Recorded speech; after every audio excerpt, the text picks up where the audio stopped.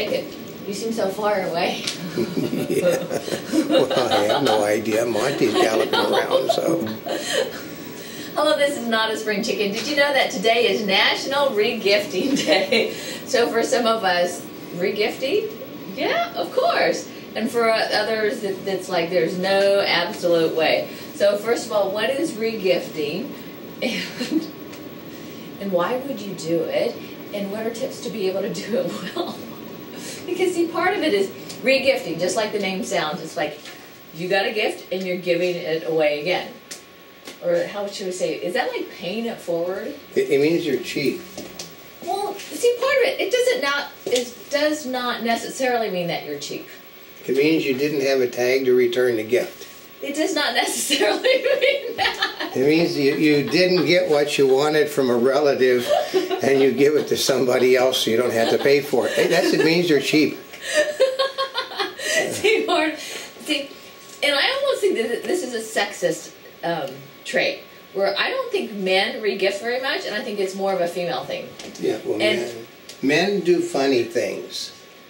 That's all they do. They'll give a same funny gift away for 30 years. And it's meant as a joke. Yeah, and they'll keep the same packaging on the same gift for 30 years. Because it's meant as a joke. Yeah, nobody ever opens it. I mean, it's like you give the same fruitcake away forever. So sometimes regifting is entirely meant as a joke and nothing else. Other times it's meant because let me say, for example, I will admit I do a lot of regifting. But I do a lot of regifting because, first of all, I do cover gifting suites, and I have abundance of stuff. Yeah, like the other end of the studio is just full of stuff on tables for Christmas. Yeah. And you're going, what? Well, what? Because here's one of the things, is regifting for some has been a really bad word, and for others it's not. So one of the things I'll say is, it depends on the situation. Well, actually, it's not such a... People regift automobiles and motorcycles and things like that all the time, which basically you're not going to get a trade-in value you want, so you give it to a member of your family. There's nothing bad about that. That's the same thing. That is regifting. So what makes regifting good or bad when it comes to objects? Who's reporting it in the news? Okay, so part of it is you're going to hear a totally different aspect of regifting from me than you find on other stories on the internet, which sometimes they just seem to rehash the same old thing.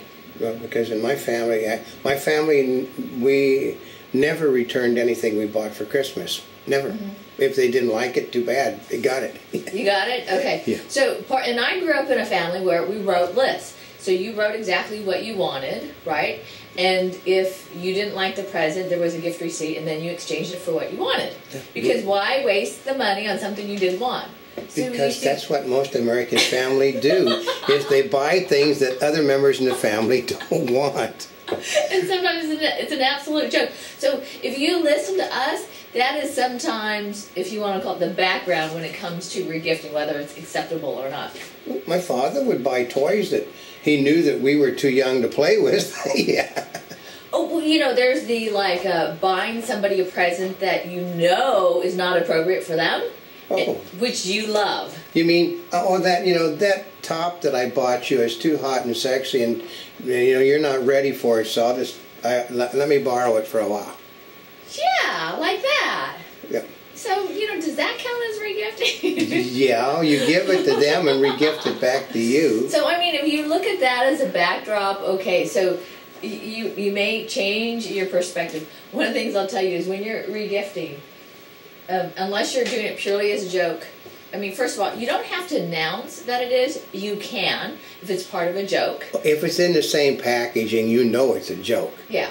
And so, one of the things they'll tell you is use new packaging. Well, sometimes it's part of the joke, so you don't. And they'll, it's like change the wrapping, change the cards. Well, if it's part of the joke, it doesn't make any difference. Otherwise, it does. Now, this part about wrapping is, I don't know about you, but in some areas, wrapping, you always have new wrapping. Other places, it's A-okay. In fact, with the advent of gift bags, there's a lot of reutilizing gift wrapping because you're green. The day, yeah, more than that, because they instead of taping it down, they're tying it down with string, because the string can be the ribbons and string can be reused. So, but yeah. you really got to know what you're doing to wrap it without any tape. You do, but you know, sometimes you have to be. How should we call it appropriate? If you're in like a family setting and everybody is, or if you're known to be green, right? If you're known to be green, or you're in an environment where a lot of people are green and they reuse things, then it's appropriate. If you're in an office where everything has to be like brand spanking new, don't do the reusable wrapping paper, because it's going to stick out like a sore thumb and everybody's going to make fun of you. Common sense. And I think common sense has a lot to do with whether it's appropriate to regift or not. It's funny because in one of the things that I was reading, it says, now this one's common sense, which is don't regift handmade items, which, you know, and people obviously, it's monogrammed for you, unless you know somebody else that has the same initial that would appreciate it. Yeah, but I would think, though, it has to only do with the things that are monogrammed, because a lot of times, actually, if you do think about it, I know a lot of women will hand something down from mother to daughter or to sister, so that is, you know, they'll do it at Christmas, something that basically is a family treasure. It's time to pass on. But see, that is a family treasure that's passing on. Some people will say that's regifting. But it is regifting, especially if it was given to you as a gift and you give it to someone else in your family as a gift, because it's handmade. And it's something that's treasured in your family. Like the comforters.